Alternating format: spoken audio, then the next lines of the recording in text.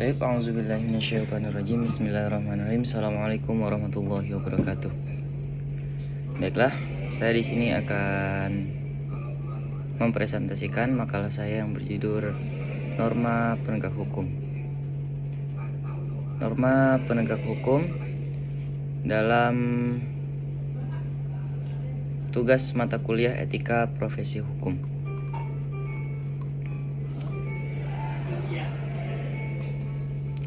Pengertian dan hakikat norma.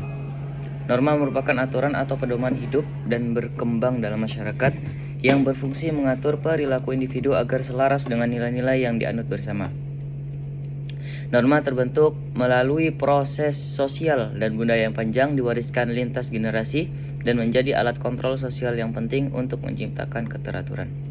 Dalam konteks ini, norma tidak hanya menjadi rujukan etika, tetapi juga menjadi penentu batas-batas perilaku yang dapat diterima oleh masyarakat. Menurut KBBI, norma adalah aturan atau ketentuan yang mengikat warga kelompok dalam masyarakat, dipakai sebagai panduan, tatanan, dan pengendali tingkah laku yang sesuai dengan nilai-nilai yang berlaku. Dengan demikian, norma tidak hanya bersifat formal, tapi juga bisa muncul dalam bentuk kebiasaan, adat istiadat, dan etika. Perbedaan jenis norma ini dapat dilihat pada klasifikasinya seperti norma agama, norma kesusilaan, norma kesopanan, dan norma hukum yang masing-masing memiliki kekuatan dan sanksi yang berbeda. Dalam bidang hukum, karena kita sekarang ada di negara hukum dan sekarang kita membahas tentang hukum, norma memiliki kedudukan yang sangat penting. Norma hukum adalah norma yang dibuat dan ditegakkan oleh lembaga berwenang, serta memiliki sanksi tegas apabila dilanggar. Namun, hukum tidak bisa berdiri sendiri tanpa ditopang oleh norma-norma sosial yang berkembang dalam masyarakat. Oleh karena itu, norma dalam hukum tidak hanya dipahami sebagai sekumpulan pasal atau peraturan, tetapi juga sebagai refleksi dari nilai-nilai keadilan, kemanusiaan, dan kebenaran yang hidup dalam masyarakat. Kemudian, nilai sebagai sumber norma.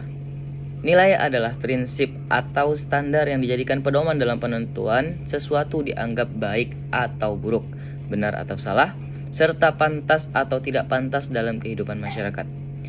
Nilai bersifat abstrak dan berakar pada kebudayaan, agama, dan sejarah suatu komunitas. Oleh karena itu, norma yang lahir dari masyarakat merupakan konkretisasi dari nilai-nilai tersebut. Misalnya, nilai kejujuran dalam masyarakat akan melahirkan norma untuk tidak berbohong atau menipu dalam interaksi sosial. Dalam konteks hukum, nilai berfungsi sebagai pondasi dasar yang membentuk isi dari norma hukum. Nilai-nilai ini mencerminkan cita-cita dan harapan masyarakat terhadap sistem hukum yang adil, bermartabat, dan manusiawi. Sebuah sistem hukum tanpa nilai akan kehilangan arah, karena hanya menjadi kumpulan aturan teknis yang kaku dan tidak berpihak pada keadilan. Oleh karena itu, para pembuat hukum harus memahami nilai-nilai yang hidup dalam masyarakat agar hukum disusun memiliki legitimasi sosial. Nilai-nilai tersebut juga harus dijaga oleh para penegak hukum agar dalam menjalankan fungsinya tidak hanya terpaku pada teks undang-undang, tetapi juga pada semangat dan etika yang melandasinya. Misalnya, ketika terjadi konflik antara kepastian hukum dan keadilan, seorang hakim yang memahami nilai-nilai di balik norma akan lebih bijak dalam menyeimbangkan keduanya. Disinilah pentingnya nilai sebagai roh dan dari norma hukum. Nilai-nilai yang umum dijadikan sumber norma antara lain keadilan, kejujuran, tanggung jawab, solidaritas, dan kepedulian sosial. Nilai-nilai ini tidak bersifat statis, melainkan dinamis, mengikuti perkembangan masyarakat. Oleh karena itu, norma hukum juga harus adaptif terhadap perubahan nilai agar tetap relevan dan mampu menjawab tantangan zaman. Ketidaksesuaian antara norma dan nilai dapat menimbulkan krisis kepercayaan masyarakat terhadap hukum. Kesimpulannya, nilai adalah jiwa dari norma. Tanpa nilai, norma kehilangan daya hidupnya.